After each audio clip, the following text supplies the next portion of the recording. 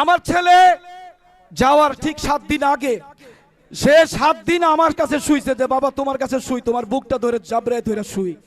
সে বলেছিল 5ই আগস্টে স্যার বাবা আজকে স্বাধীন হবে দেশ, আজকে 5ই আগস্টে দেশ স্বাধীন হবে আজকে।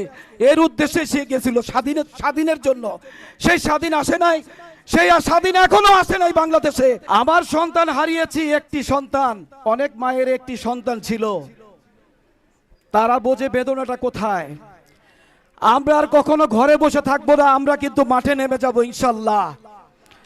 এবং প্রতিটা ক্ষেত্রে আমরা মাঠে নেমে আমরা এই সরকারের বিরুদ্ধে কথা বলবো। আমরা এখন থেকে যদি আমাদের জুলাই সদন বাস্তবায়ন না হয়, আমাদের শহীদ পরিবারের বিচার না হয়, এই দেশে যদি সুন্দর একটি বাংলাদেশ না গড়াতে পারে, তারা পারে, তাদের ব্যর্থতা স্বীকার করুক তারা।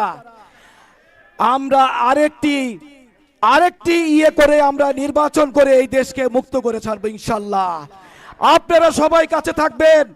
শহীদ পরিবারের অনেক ধরনের বাধা আসছে, শহীদ পরিবারকে ভয়ভীতি দেখানো হচ্ছে, শহীদ পরিবারের রাতের আধারে তাদের থ্রেট দেওয়া হচ্ছে। আপনারা সতর্ক থাকবেন।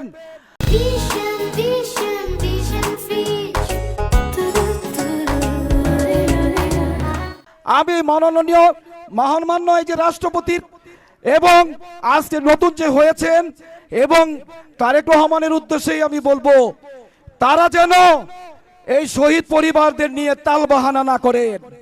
এই শহীদ পরিবারের ন্যায্য বিচার তাদের করতে হবে। ট্রাইব্যুনালে যতগুলি বিচার দিয়েছেন, যতগুলি বিচার অধীন আছেন, সমস্ত কিছুর বিচার করে দেখতে হবে তাদের, সমস্ত কিছু বিচার করে তারপর তাদের শাসন করতে হবে।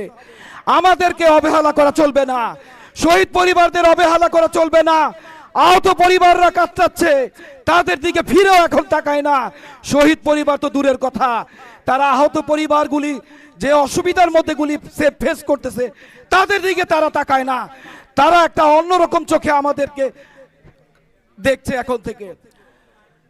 আমার ছেলে যাওয়ার ঠিক 7 দিন আগে সে 7 দিন আমার কাছে শুইছে যে বাবা তোমার কাছে শুই, তোমার বুকটা ধরে জাবড়ায় ধরে শুই। সে বলেছিল 5ই আগস্টে স্যার বাবা আজকে স্বাধীন হবে দেশ, আজকে 5ই আগস্টে দেশ স্বাধীন হবে আজকে। এর উদ্দেশ্যে সে গেছিল স্বাধীনের জন্য। সেই স্বাধীন আসে নাই, সেই স্বাধীন এখনো আসে নাই বাংলাদেশে। সেই সার্বভৌম এখনো দেশের হয় নাই। এই দেশকে যারা অন্যভাবে বিকৃতি করছে, যারা ইন্ডিয়ার দালালি করছে এখন, তাদেরকে আমি স্পষ্ট করে বলে দেই, কখনো এই বাংলার মাটিতে দালালি চলবে না কখনো। এই দেশকে মুক্ত করে ছাড়বো ইনশাল্লাহ। আপনাদের সমস্ত নেতা কর্মীদের আমি আজকে বলবো, প্রতিটা শহীদ পরিবারের যত মহল্লায় মহল্লায় গ্রামে অঞ্চলে যত আমির সাহেবরা আছেন, আমিররা আছেন, তারা শহীদ পরিবারের সাথে ছায়ার মতো লেগে থাকবেন। আপনারা তাদের জন্য কোনো অসুবিধা না হয় খেয়াল রাখবেন। আমরা এই বলে আমার বক্তব্য শেষ করছি। খোদা হাফেজ। বাংলাদেশ জিন্দাবাদ।